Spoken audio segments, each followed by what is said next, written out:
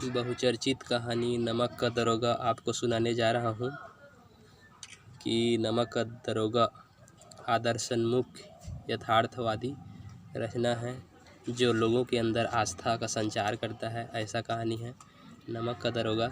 सबसे पहले पात्र परिचय करा देते हैं। नमक का दरोगा में मुख्य पात्र है बंसीधर। बंसीधर है जो नमक विभाग के दरोगा के पद में अधीनस्थ होते हैं और उसके पिताजी हैं मुंशीधर जी। उसकी बहन है 2-3 और एक आलोपीदीन जो दातागंज के क्या हैं मुखिया हैं। और नमक विभाग का आना जाना जितने भी लेन देन का कार्य है उन्हीं के अंडर पर आलोपीदीन के अंडर पर होता है। तब बंसीधर जो मुख्य पात्र है बंसीधर के घर में बहुत ही रुपये पैसे की तंगी थी और उनके घर में बिल्कुल ही पैसे नहीं थे ज़्यादातर। इसलिए वे इधर उधर भाग दौड़ करते थे रोज़गार की तलाश में। फिर उनके पिताजी एक बार समझाने भी लगे। इधर उधर घूमने के कारण बहुत दिन बाद उनको जाकर नौकरी मिला। लेकिन सबसे पहले उनके पिताजी मुंशी जी बंसीधर को समझाने लगे कि बेटा तुम ऐसी नौकरी करना, ऐसी नौकरी की तलाश करना जिसमें रुपये ज़्यादा आए।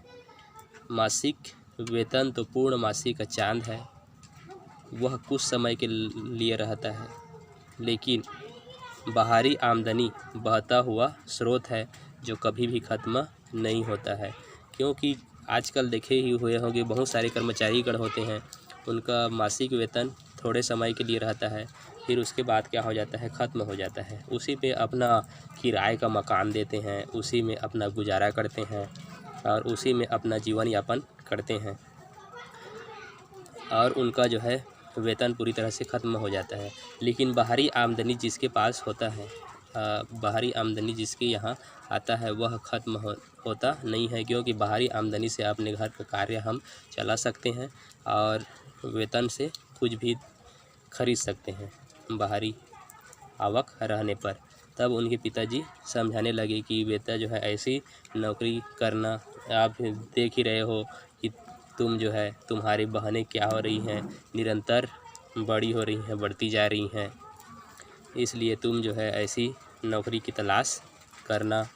तब अब बंसीधर निकल पड़े रोज़गार की तलाश में। फिर उनको सरकारी विभाग में, नमक विभाग में दरोगा का पद अधीनस्थ हो गए। दरोगा का पद उनको मिल गया। फिर उनके जितने भी चाहने वाले व्यक्ति थे वो तो खुश हो गए, लेकिन उनके जितने भी पड़ोस के व्यक्ति थे वे उन पर क्या करने लगे, जलने लगे, ईर्ष्या करने लगे कि तुम जो है वो व्यक्ति दरोगा का पद पा गया है और बहुत डींग हाँक रहा है ऐसे करके। फिर अब उनकी नियुक्ति हो गई दरोगा पद पर।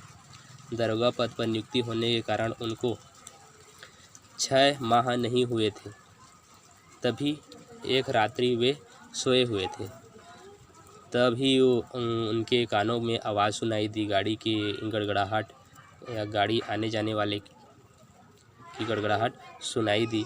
तभी अर्धरात्रि में उनकी आंखें जो है खुल गई और तब जाकर बाहर देखे, तब वे गाड़ियों की एक लंबी कतार खड़ी हुई थी। उनको देखकर अचंभित रह गए, ये क्या है, क्या हो रहा है करके। फिर पास जाकर एक व्यक्ति से पूछने लगे, सामने वाले व्यक्ति से। तब वह व्यक्ति बताने लगा कि यह कुछ नहीं है, एक छोटा मोटा सामान रखे हैं इस गाड़ी में और इधर ले जा रहे हैं। फिर बार बार उनके समझाने पर फिर क्रोधित हो गए, ऐसा क्या सामान है, उसको दिखाओ, मैं देखूंगा, नहीं अगर नहीं बताओगे तो मैं जो है साफ मना कर दूंगा, ले जाने से इनकार कर दूंगा। तो हम लोग नहीं दिखा सकते इस सामान को। फिर वे क्या हो गया, बंसीधर और क्रोधित हो गए कि तुम्हारा मालिक कौन है, तो पीछे में सोए हुए हैं, तो जाकर बुला के लाओ। तो नहीं जाने से इनकार कर दिए। फिर वे क्रोधित हो गए, चिल्ला कर बोले, अगर जाना है तो तुरंत जाओ, नहीं तो मैं इनको पूरी तरह से जब्त कर दूंगा, हिरासत में ले लूँगा करके बंशीधर बोलने लगे। फिर उनका सिपाही जो है आलोपी दिन के पास गया। अब आलोपी दिन कुछ सोए हुए, कुछ जगे हुए, लिहाफ ओढ़े हुए अर्धनिद्रा में थे। फिर उनके सिपाही लोग चिल्लाने लगे, मालिक मालिक करके पुकारने लगे। फिर आलोपी दिन अर्धनिद्रा में उठे और क्या हुआ करके बोलने लगे। तो ऐसे ऐसे हुआ है कि हमारी गाड़ी को दरोगा जी ने रोक लिया है और आगे जाने से साफ इनकार कर दिए हैं, मना कर दिए हैं और आगे नहीं जाने दे रहे हैं करके बोलने लगे। फिर आलोपी दिन बंशीधर के पास आए और प्रणय निवेदन करने हाथ जोड़कर कि दरोगा साहब थोड़ा बहुत जो है रुपये ले लीजिए और हमारी गाड़ी को आगे जाने दीजिए करके वे क्या करने लगे, उनसे प्रार्थना करने लगे। लेकिन वे जो है लेने से क्या हो गए, साफ इनकार कर दिए, क्योंकि वे क्या थे, कर्तव्यनिष्ठ ईमानदार दरोगा थे। अपने कर्तव्यों का निर्वहन अच्छी तरीके से उनको करना आता था, इसलिए वे इनकार कर दिए। फिर आलोपी दिन ने 1000 कहा तो मना कर दिए, फिर 5000 बोले तो साफ मना कर दिए, फिर 10,000, 15,000 ऐसे करके क्रोधित हो गए। और बंशीधर मुझे 15,000 की आप 15 लाख दोगे फिर भी मैं जो है इनको जाने नहीं दूंगा करके बोलने लगे। फिर पहले तो देख चुके थे उस गाड़ी को, सिपाही ने जब मना कर रहा था उसको देखने से, दिखाने से, तो देखे तो उसमें क्या था, नमक का ढेला था, बहुत लदा हुआ था। इसलिए आलोपी दिन को बुलाने के लिए बोले कि इसका मालिक कौन है करके। फिर आलोपी दिन दौड़े दौड़े आए। फिर उनको ऐसे प्रणय निवेदन करने लगे, 1000, 2000, 15,000, तब 15 लाख भी दोगे तो भी मैं लेने से इनकार कर दूंगा करके बंशीधर बोलने लगे। फिर आलोपी दिन 20 लाख, 20,000 तक बोले, 20,000 से 25,000, फिर भी जो है बंशीधर लेने से साफ क्या कर दिए, इनकार कर दिए।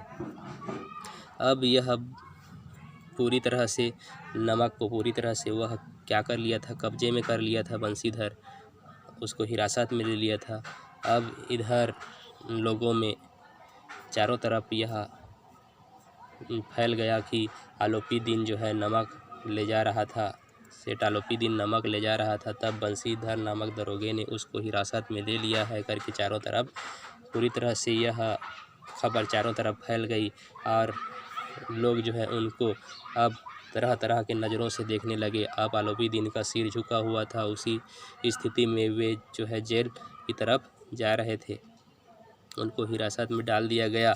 फिर अब मैंने ऐसा काम कर लिया करके वे तो थोड़े बहुत संतुष्ट थे बंशीधर, लेकिन जैसे ही उनको अदालत में पेश किया गया, आलोपी दिन को जैसे ही अदालत में पेश किया गया, तब उन्होंने पूरी तरह से वकीलों को क्या कर लिया था, खरीद लिया था, वकीलों को खरीद लिया था। बहुत सारे वकील लाइन में लग गए थे, जितने भी कर्मचारीगण थे, दफ्तर के जितने भी कार्यरत कर्मचारी थे, उन सभी को उन्होंने पैसों में खरीद लिया था।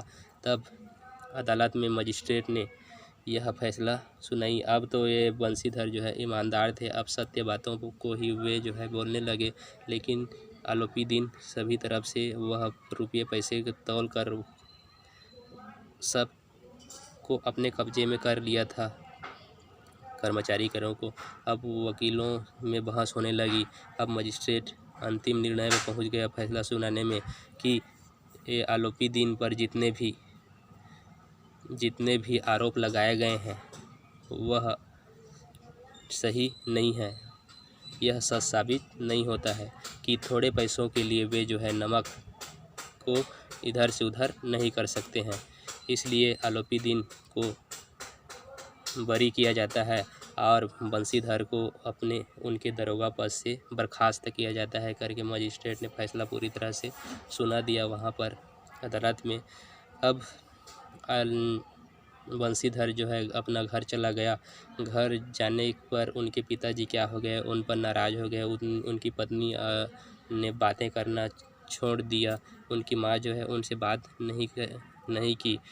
फिर उनका जीवन जो है उदासी से बीतने लगा। फिर कुछ दिनों बाद, 1 हफ्ते जैसे ही हुआ था, तब आलोपी दिन बंशीधर के घर आए तब उनके पिताजी देखकर आलोपी दिन को देखकर हाथ पैर जोड़ने लगे।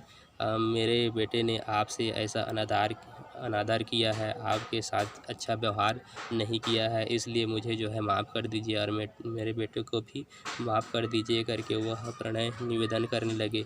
लेकिन आलोपी दिन समझाने लगे कि यह कुछ बात नहीं है, आप जैसा कर्तव्यनिष्ठ ईमानदार बेटा आपने पाया है, जो धर्मपरायण है, धर्म के लिए वह कुछ भी कर सकता है, अपने विचार पर अडिग रहता है, ऐसा पुत्र जो है आपको मिला है करके कृपया करके उसको बुला दीजिए, अगर घर में हो तो करके बोलने लगे उसके पिताजी से, मुंशीधर से। आलोपी दिन फिर मुंशी जी ने उसके पुत्र को बुलाया। तब बंशीधर यह सोचने लगे कि मेरा जो है यह यहाँ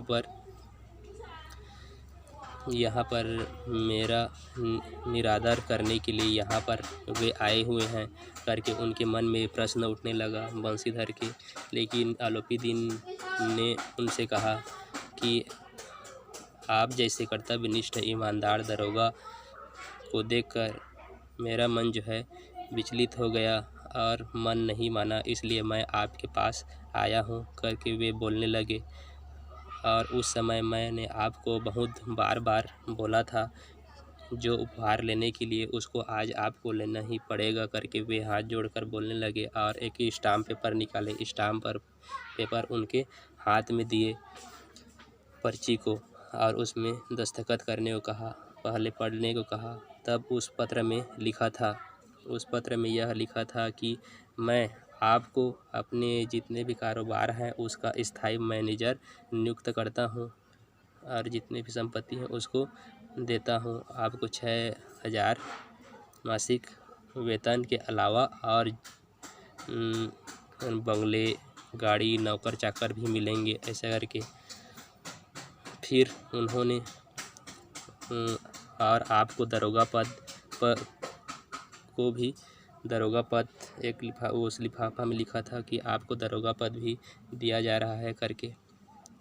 तब बंशीधर बोलने लगे कि मैं जो है इस आपके जितने भी बड़े कारोबार हैं उसके लायक नहीं हूँ। लेकिन आलोपी दिन फिर उनसे बोलने लगे कि मुझे आप जैसा ही ईमानदार कर्तव्यनिष्ठ ही व्यक्ति चाहिए, इसके अलावा नहीं चाहिए करके फिर उनको विनती करने लगे। फिर उन्होंने यह स्थायी मैनेजर पे वे जो है हामी भर दिए और उनको वो दरोगा पद मिल गया। फिर वे जो है जाते जाते यह बोलने लगे आलोपी दिन कि आपको वही यमुना नदी के किनारे वाला बेमुरवत दरोगा बनाए रखे, यही मेरी ईश्वर से प्रार्थना है करके आलोपी दिन बोलने लगे। जहाँ पर पहले नमक का जितना भी कारोबार होता था वह यमुना नदी के पुल पर ही आना जाना गाड़ियों का लगा रहता था, वहीं पर ही आलोपी दिन रहते थे। उनका जब पोस्टिंग हुआ था तब उसी नदी को कहा गया है। इतना आप लोग जान गए होंगे। इस कहानी से हमको यह पता चलता है कि धन के ऊपर धर्म की जीत होती है। अगर आपके मन में आस्था, विश्वास है, सत्य, निष्ठा, ईमानदारी है, तब कोई भी व्यक्ति आपका डामाडोल नहीं कर सकता। आपके वचनों से वह जो है आपको विचलित नहीं कर सकता, ना ही वह हिला सकता है।